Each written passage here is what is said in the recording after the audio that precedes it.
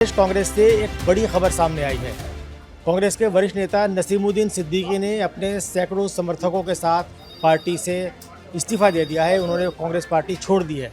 गौरतलब है कि 2018 में उन्होंने कांग्रेस पार्टी ज्वाइन की थी। तब से लगातार कांग्रेस में बने हुए थे। कांग्रेस ने उन्हें कहने को तो उपाध्यक्ष बनाया था, लेकिन उनका आरोप यह है कि कांग्रेस ने उनका ढंग से इस्तेमाल नहीं किया। जिस तरह से कांग्रेस उनका इस्तेमाल कर सकती थी वो नहीं किया, और उन्हें पद तो दिए लेकिन बड़ी जिम्मेदारी नहीं दी। इसलिए पार्टी में अपनी अनदेखी से खफा होकर आज उन्होंने अपने समर्थकों के साथ पार्टी छोड़ दी है। उनके समर्थकों में कई एमएलसी, पूर्व एमएलसी बताए जा रहे हैं, पूर्व एमएलए बताए जा रहे हैं। हालांकि उनके नाम अभी सामने नहीं आए हैं।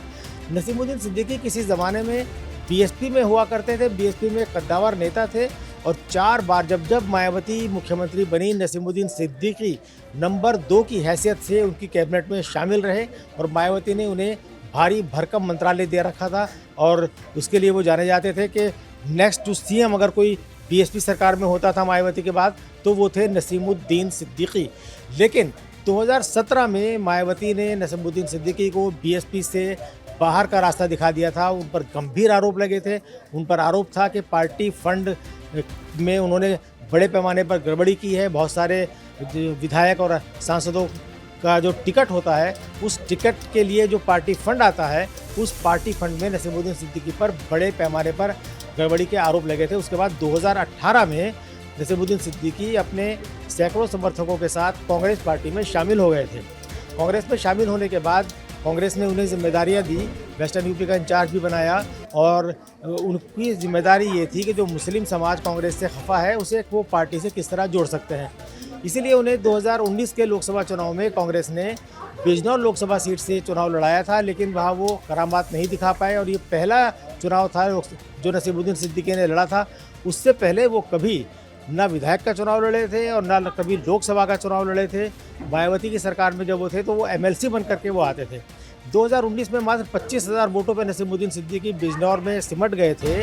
उसके बाद से पार्टी में वो लगातार बने हुए थे। लेकिन अब उनका आरोप ये है कि उनकी जो शख्सियत थी, नहीं, वो चाहते थे कि जिस तरह बीएसपी में नंबर 2 मायावती के बाद थे, उसी तरह उत्तर प्रदेश की सरकार, उत्तर प्रदेश की कांग्रेस में भी वो नंबर 2 की हैसियत उन्हें मिले।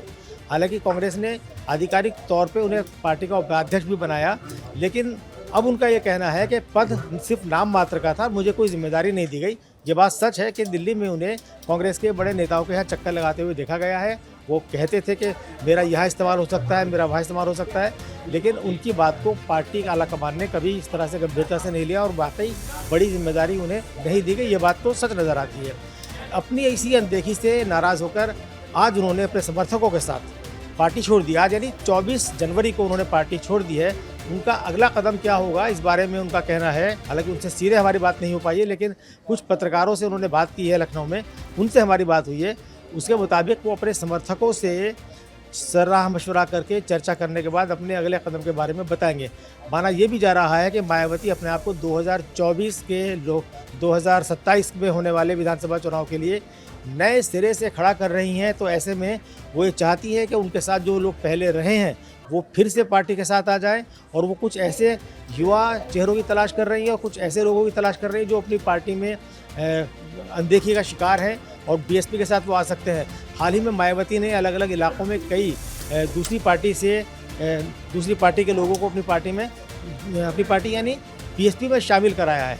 तो पिछले काफ़ी दिन से ये चर्चा चल रही थी कि नसीमुद्दीन सिद्दीकी बसपा के कुछ नेताओं के टच में हैं, उनके संपर्क में हैं, और शायद मायावती के साथ उनकी कोई बातचीत किसी ज़रिए चल रही है और वो बीएसपी में वापसी कर सकते हैं। तो इस 2-3 महीने से इस बात की चर्चा पार्टी के अंदर चल रही थी और नसीमुद्दीन सिद्दीकी के कांग्रेस छोड़ने के कयास लगाए जा रहे थे। तो आज 24 जनवरी को ये कयास बिल्कुल सही साबित हुए और नसीमुद्दीन सिद्दीकी ने कांग्रेस पार्टी से इस्तीफा दे दिया है। इसके बाद प्रदेश कांग्रेस कमेटी में पूरी तरह से हलचल मची हुई है और इसे एक झटके के तौर पे देखा जा रहा है।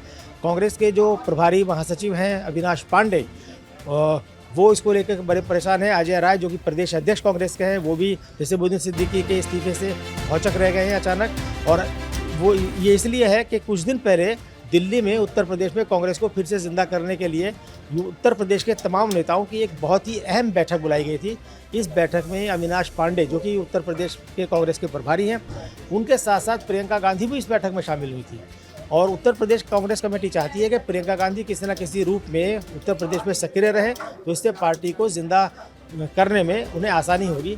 उसके बावजूद अगर नसीमुद्दीन सिद्दीकी जैसा एक नेता, जो एक बीएसपी में बड़ा नेता रहा है, ये अलग बात है कि कांग्रेस में वो कमाल नहीं दिखा पाए, लेकिन उनका एक उत्तर प्रदेश की सियासत में उनका एक नाम है, उनका एक कद है। अगर वो पार्टी में अनदेखा महसूस करते हैं और पार्टी से इस्तीफा दे देते हैं, तो समझा जा सकता है कि पार्टी उत्तर प्रदेश में कहाँ खड़ी है और अगले चुनाव की तैयारियों में उसमें कितना ढीलापन नजर आता है। यही आरोप नसीमुद्दीन सिद्दीकी ने लगाए हैं। नसीमुद्दीन सिद्दीकी का अगला कदम क्या होगा, किस पार्टी में वो जाएंगे, अपने समर्थकों से मशवरा करके क्या बात सामने आती है, इस पर हमें थोड़ा इंतजार करना होगा। फिलहाल के लिए इतना ही, मुझे दीजिए इजाज़त।